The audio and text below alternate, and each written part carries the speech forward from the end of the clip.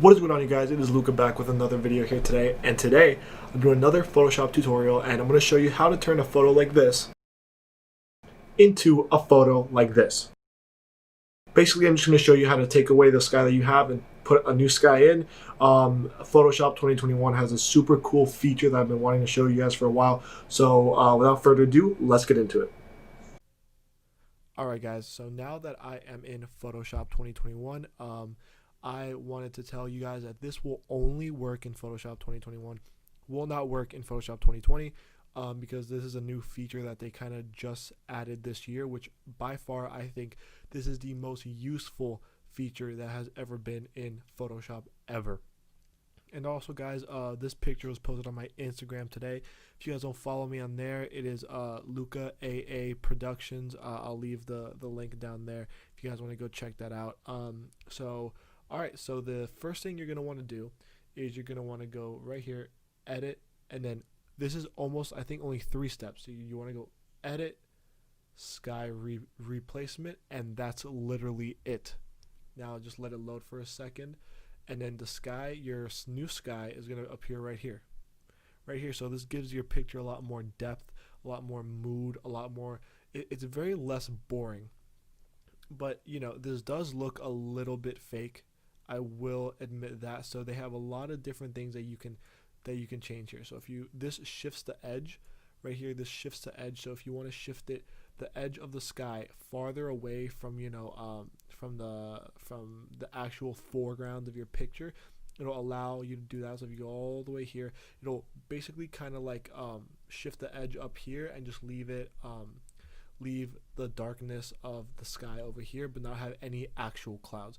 But if you want to go the other way to the other extreme, it'll kind of just eat away at your actual picture, which is not too good. So what I like to do is kind of like leave it around -16. Sometimes if the edge is very like hard for it to pick out, I will go really high, like let's say 82, and have it just so it's a defined shaping right here.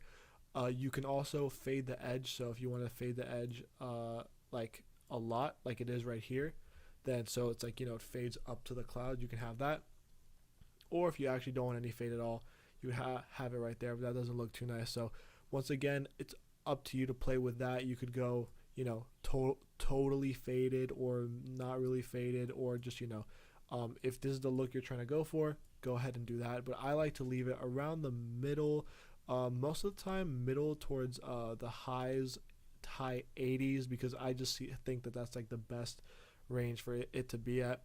And then you also have temperature right here, so you can either turn it a little more blue like that, which this obviously looks a little fake, but you get what I mean. Just, you know, move it a little bit, or you could change it to warm, which warm gives it more of just like a mild, less moody tone, kind of just like a cloudy day, but it kind of matches the rocks a little bit more, which I kind of like, but also it's not really my thing.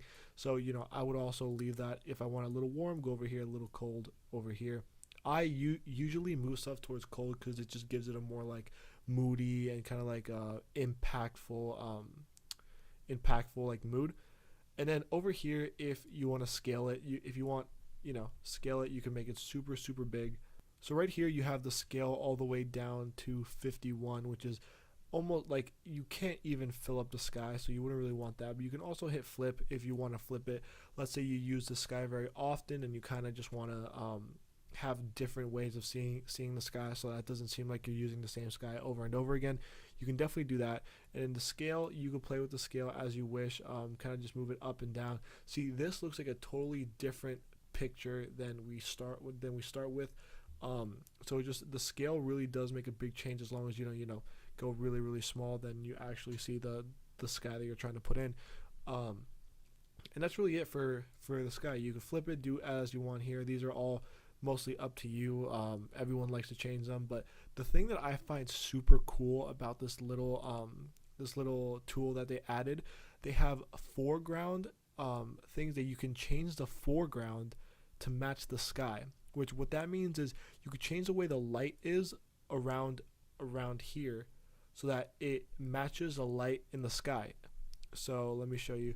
So right here the sky will be really light, so you don't really want to change the light. So this will be like the light of the first picture before we put the sky in. And then up here it'll kind of match it more, and then up here will completely match the sky. With this one, I do like to go in the higher numbers just because the better the matches, then the more the picture will really flow. And over here, color, you could also adjust that to how the sky is. So you can see when I put it all the way down to 0, it's a little brighter. Like the rocks are a little brighter, and then I take it all the way up. The rocks do get darker over here, more in the dark spots and stuff. And also, if you want to play around with the sky, you can easily just move the sky as you please like this.